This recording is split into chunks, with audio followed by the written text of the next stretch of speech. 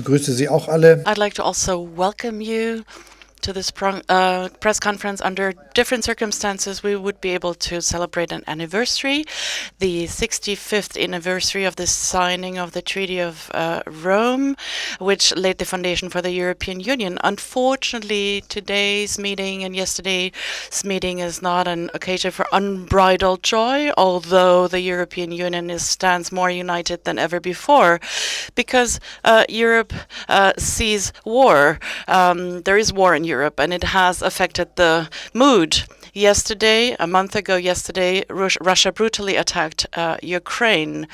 We actually sent out a clear signal to the Russian aggression. We stand united in Europe and transatlantically, a determination and a unitedness that Russia didn't see. But this unity and this unitedness led to a situation that our answer is so effective and so powerful. Never before did we have a NATO summit, a G7 summit, and the European Council on one single day. And the United States' President Joe Biden participated in these three summits, and this is also an important signal. Together, we condemned this war of aggression in the strongest of terms, and we agree that we need an immediate ceasefire. The continued attacks on innocent civilians need to stop immediately. We've had very, very serious discussions in the European Council about these questions, and we have explicitly seen great solidarity with Ukraine. We're going to continue to support Ukraine with all options we have, financially, militarily, but of course also when it comes to weapons supply. All states have started doing so. Many states, for the first time in many decades, have actually begun to send weapons, ending a tradition of not sending weapons to war zones. It's an important signal. We know that this war causes dramatic destruction. It costs human lives. Children, families are being killed. Many women and men are fearing for their health and their lives and have fallen victim to the bombs. And of course, this has consequences. Especially seeing that many Ukrainians are fleeing the country in order to escape Russian bombs, in order to save their lives. We are seeing and witnessing this in Ukraine. We see many displaced persons within Ukraine, but also we are seeing refugee movements towards Europe, the European Union. Many million people have arrived, and of course the states, the neighboring states and the Baltic states, Poland and Slovakia, as Hungary, Romania and Bulgaria, but all the other countries as well. And many countries are becoming host nations to refugees. Poland has received more than 2 million refugees. Germany has received between 250 and 300,000 refugees, and the numbers are going to increase, certainly. This is why it is a good signal and sign that everyone is willing to host refugees. All countries are willing to show solidarity, and we're seeing the largest refugee movement since the end of the Second World War, and all countries are acknowledging their joint responsibility.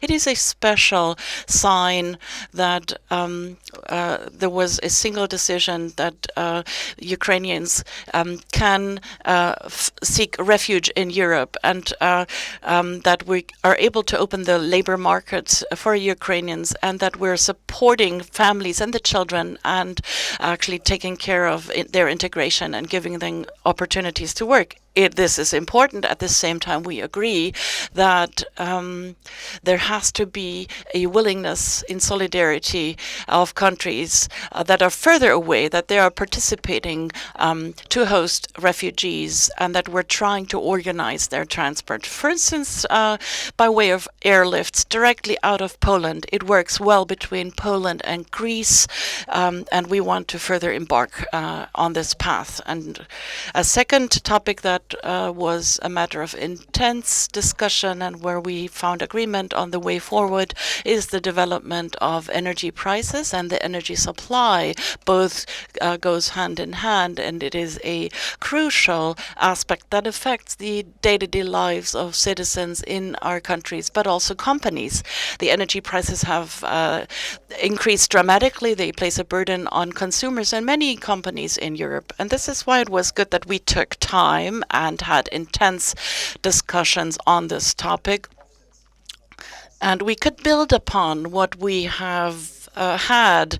We've had debates in the European Council even before Russia's war of aggression against Ukraine. Many member states have taken measures in order to alleviate the burden for their citizens and their consumers. And the federal government has adopted far-reaching packages. The first package is very young, and we've brought about the legislative process. And the second part was negotiated Wednesday night and Thursday morning among coalition partners, and is actually going into the legislative process in Germany. We want to help families, persons in need, low-income households, and commuters. And at the same time, we want to provide economic financial support for all those who need support. And we want to place our attention in increasing energy efficiency and the necessary measures this entails. This, of course, is a consequence that we are seeing in Europe, and things have changed. Everyone knows the dependence of fossil resources is the same dependency that exists because Russia is one of the main exporters of oil and gas. And this is why it is our joint effort to massively build and promote and expand the use of renewable resources. And we want to become independent from fossil fuels exported out of Russia. And of course, we're thus fulfilling the task of becoming climate neutral. It also has effects and repercussions on prices if we succeed, and this is part of the things and matters we discussed. Of course, we have to make sure that energy supply in Germany and Europe becomes more diverse. We need to diversify, and we need to take all necessary measures in order to reduce